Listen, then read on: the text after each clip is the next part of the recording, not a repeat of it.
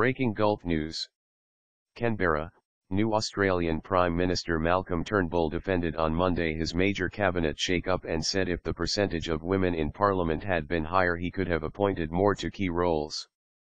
1 week after deposing Tony Abbott in a swift, internal Liberal Party coup, Turnbull pleaded the case for renewal in his first television interview as leader after clearing out a raft of senior Conservatives and appointing many of his own moderate supporters.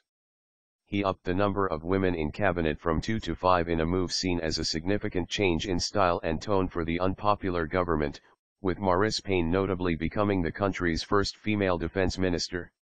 The New South Wales senator had held the low-profile post of Human Services Minister.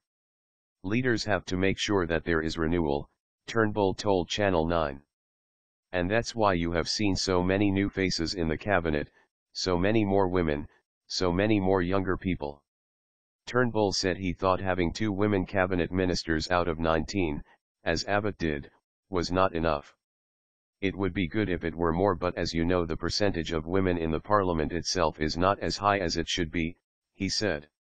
Turnbull on Sunday removed Treasurer Joe Hockey, Defence Minister Kevin Andrews, Employment Minister Erica Betts, Industry Minister Ian McFarlane and Popular Small Business Minister Bruce Bilson. Scott Morrison replaced Hockey, who is tipped to be named ambassador to Washington, despite voting for Abbott in Monday night's Liberal leadership vote that Turnbull won 54-44. Julie Bishop remained as Foreign Minister and Susan Ley as Health and Sports Minister. Kelly O'Dwyer was singled out by Turnbull as one of the new generation with enormous capacity, who joins cabinet as Small Business Minister and Assistant Treasurer. Mitch Eliakash was appointed Minister for Women and for Employment. The new Prime Minister, whose arrival has brought a bounce in the polls, said leaders had to show inspiration to be more innovative, more optimistic, more creative, more productive.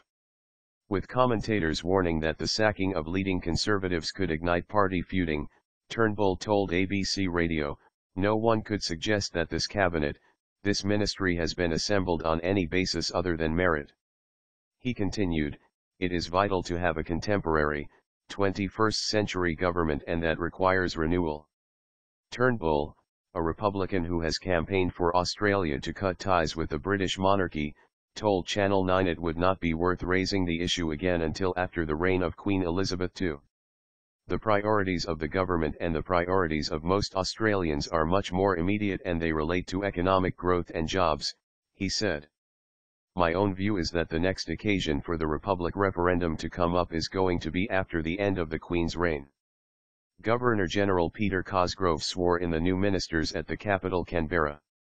The shake-up has been welcomed in mainstream media, with The Australian noting it is transformative, remaking the federal government at the stroke of a pen in a signature intended to embrace the future. But there were also warnings the potential for novice mistakes is high and of palpable dissent among some of those dispatched to the backbenches.